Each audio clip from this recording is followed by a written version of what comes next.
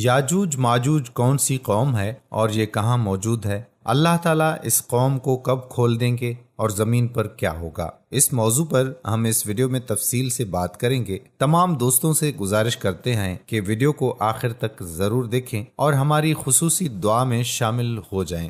اللہ ہمیں اس فتنے سے محفوظ فرمائے، آمین۔ دوستو، یاجوج ماجوج کا ذکر اکثر سننے کو ملتا ہے، لیکن اکثر لوگ ان کی حقیقت سے بے خبر ہیں کہ آخر یاجوج ماجوج کیا ہے اور یہ کیسے حملہ آور ہوں گے۔ یاجوج ماجوج کون ہیں؟ یاجوج ماجوج ایک قوم ہے جس کا ذکر الہامی کتابوں میں بھی موجود ہے کہ اس مخلوق کو حضرت ذوالقرنین نے دیوار تعمیر کر کے انسانی دنیا کے دوسری جانب قید کر دیا تھا، لیکن قیامت سے پہلے یاجوج ماجوج اس دیوار سے نکلنے میں کامیاب ہو جائیں گے اور جہاں سے گزریں گے انسانی بستیوں کو تباہ و برباد کرتی چلی جائے گی۔ پھر وہ حملہ کرتے کرتے ایک جھیل پر پہنچیں گے جس کا ذکر کتابوں میں موجود ہے کہ وہ اس جھیل کا سارا پانی پی جائے گی اور اس کے پیچھے آنے والے یاجوج ماجوج گروہ کو اس میں ایک بھی پانی کو آگے بڑھانے سے پہلے ہمیشہ کی طرح ایک بات یاد کروائیں کہ ہمارا چینل ضرور سبسکرائب کر لیں اور ایسی ہی مزید معلوماتی ویڈیوز کا سلسلہ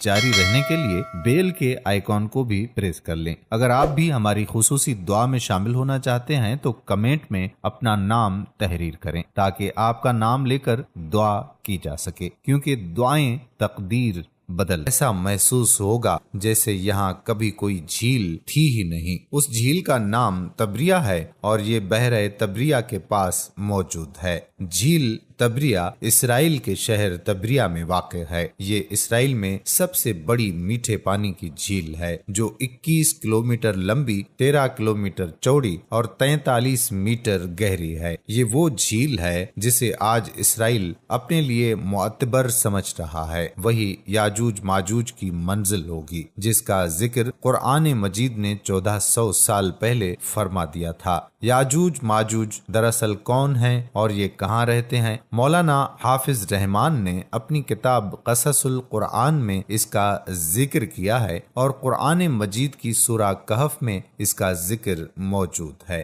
ارشاد باری تعالیٰ ہے، یہاں تک کہ جب وہ پہاڑوں کے درمیان پہنچے تو انہیں ان پہاڑوں سے پہلے کچھ لوگ ملے جن کے بارے میں ایسا لگتا تھا کہ وہ کوئی بات نہیں سمجھتے۔ مفسرین اور محققین نے لکھا ہے کہ حضرت ذوالقرنین سفر کرتے وہاں جا پہنچے جو آرمینیا اور آذربائیجان کے نزدیک واقع ہے۔ وہاں دو پہاڑوں کے درمیان سے ایک قوم نکلی تھی جو کھیت تباہ کر دیتی، ترکوں کو بے دردی سے قتل کر ڈالتی اور انہیں غلام بنا کر لے جاتی تھی۔ وہاں کے لوگوں نے حضرت ذوالقرنین سے درخواست کی کہ ہم آپ کو کچھ رقم جمع کر دیں تاکہ آپ ہمارے اور ان کے درمیان کوئی رکاوٹ بنا دیں۔ یہ یاجوج ماجوج تھے۔ قرآن مجید میں ارشاد باری تعالیٰ ہے، انہوں نے کہا، اے ذوالقرنین، یاجوج اور ماجوج اس زمین میں فساد پھیلانے والے لوگ ہیں، تو کیا ہم آپ کو کچھ مال کی پیشکش کر سکتے ہیں جس کے بدلے آپ ہمارے اور ان کے درمیان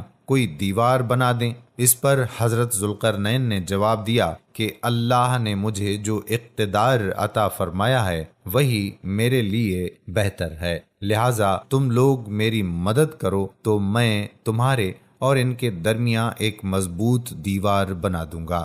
پھر حضرت ذوالقرنین نے لوہے کے بڑے بڑے ٹکڑے دونوں پہاڑوں کے درمیان کھڑے کیے اور لوگوں سے کہا کہ ان کو جلاؤ۔ جب وہ ریڈ ہو گئے تو اس پر پگھلا ہوا تانبا ڈالا گیا تاکہ لوہے کے ٹکڑے مضبوطی سے آپس میں جڑ جائیں اور چکناہٹ کے سبب کوئی اس پر چڑھ نہ سکے۔ چنانچہ یہ دیوار ایسی بن گئی کہ یاجوج ماجوج نہ اس پر چڑھنے کی طاقت رکھتے تھے اور نہ اس میں کوئی سوراخ بنا سکتے تھے۔ کہا جاتا ہے کہ اس کی لمبائی 50 میل، اونچائی 290 فٹ اور چوڑائی 10 فٹ ہے۔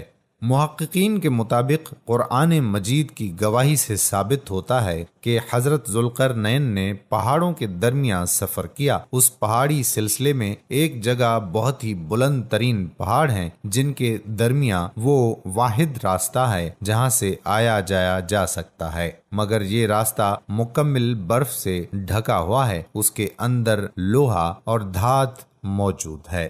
تاریخ کے مطابق یاجوج ماجوج حضرت نوح علیہ السلام کے ایک بیٹے یافس کی اولاد میں سے ہیں جو خانہ بدوش اور وحشی قبائل پر مشتمل تھے۔ ان کی تعداد بہت تیزی کے ساتھ بڑھی۔ یہ حضرت ذوالقرنین کے زمانے تک مختلف قبائل، قوموں اور آبادیوں میں پھیل چکے تھے۔ روایات میں آتا ہے کہ تب سے اب تک یاجوج ماجوج اس کوشش میں لگے ہوئے ہیں کہ کسی طرح دیوار کو گرا کر باقی دنیا سے جا ملیں۔ یہ روز دیوار کو توڑتے ہیں، جب تھوڑا سا حصہ رہ جاتا ہے اور سورج غروب ہونے لگتا ہے تو ان کا سردار واپسی کا حکم دیتا ہے کہ باقی کام کل کریں گے، مگر اگلے روز دیوار کہیں زیادہ مضبوط ہو چکی ہوتی ہے۔ جب یاجوج ماجوج کے خروج کا وقت آ پہنچے گا تو وہ تمام دن دیوار میں سوراخ کریں گے اور ہر روز کی طرح ان کا سردار شام کو واپسی کا حکم دے دے گا اور کہے گا کہ باقی کام کل کریں گے انشاءاللہ۔ اس سے پہلے کبھی انہوں نے یہ الفاظ استعمال نہ کیے ہوں گے۔ ان الفاظ کی برکت سے دوسرے روز دیوار کو ویسا ہی پائیں گے جیسا چھوڑ کر گئے تھے۔ انتہائی پرجوش ہو کر دیوار گرا دیں گے اور زمین پر پھیلتے چلے جائیں گے، جہاں سے گزریں گے تباہی پھیلائیں گے۔ مخلوق خدا کو اپنے شر اور فساد کا نشانہ بنائیں گے۔ ان کا پہلا گروپ جب بھاگتا ہوا جھیل تبریہ سے گزرے گا تو صحیح مسلم کے مطابق وہ سارا پانی پی جائیں گے۔ جب آخری گروہ وہاں پہنچے گا تو کہے گا کہ کبھی یہاں پانی ہوا کرتا تھا۔ بحر تبریہ اسرائیل میں تازہ پانی کی سب سے بڑی جھیل ہے۔ اس کا ذکر توریت اور انجیل میں بھی آیا ہوا ہے۔ حضرت عیسیٰ علیہ السلام نے بڑا حصہ اسی جھیل کے ساحل پر گزارا۔ یہاں سے قتل و غارت کرتے ہوئے یاجوج ماجوج بیت المقدس پہنچیں گے اور اعلان کریں گے کہ زمین پر ہمارا قبضہ ہو چکا ہے، اب ہم آسمانوں پر بھی قبضہ کریں گے اور آسمان کی طرف تیر پھینکیں گے جو خون آلود واپس آئیں گے۔ کوئی ان کا مقابلہ نہ کر پائے گا۔ حضرت عیسیٰ علیہ السلام اللہ کے حکم سے مسلمانوں کو لے کر کوہ طور پر پناہ لیں گے اور عام لوگ محفوظ مقامات پر بند ہو کر اپنی جانیں بچائیں گے۔ دجال کو قتل کون کرے گا؟ مولانا حافظ رحمان نے اپنی کتاب قصص القرآن میں لکھا ہے کہ حضرت عیسیٰ علیہ السلام اور تمام مسلمان مل کر اللہ سے دعا کریں گے کہ ان سے جان چھڑا دیں، پھر اللہ تعالیٰ ان کی گردنوں میں ایسا کیڑا پیدا کرے گا جو ان کی موت کا باعث بنے گا۔ پوری زمین ان کی لاشوں سے بھر جائے گی، پھر اللہ کے حکم سے بارش برسے گی جو زمین کو ان تمام لاشوں سے پاک کر دے گی۔ یاجوج ماجوج کے نکلنے کا وقت ظہور مہدی علیہ السلام پھر خروج دجال کے بعد ہوگا۔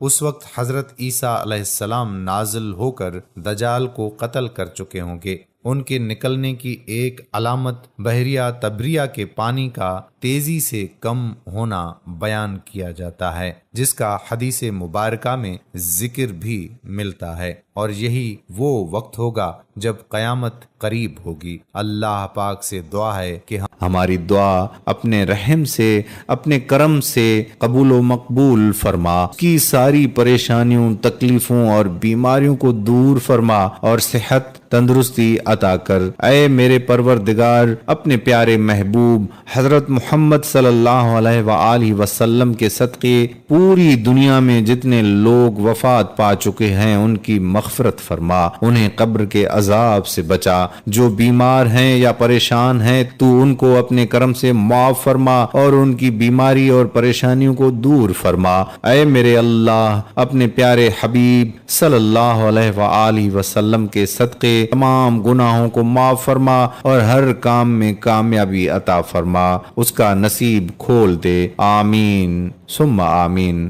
اپنے لیے ضرور دعا کروائیں، نہ جانے کس کی زبان سے آپ کی تقدیر کھل جائے۔ آخر میں میرے دوستو، ہم آپ سے یہ گزارش بھی کرتے ہیں کہ اگر آپ ہماری خصوصی دعا میں شامل ہونا چاہتے ہیں تو کمنٹ میں اپنا نام ضرور تحریر کریں اور اس ویڈیو کو دوسرے بھائیوں اور بہنوں تک صدقہ جاریہ کی نیت سے ضرور شیئر کریں۔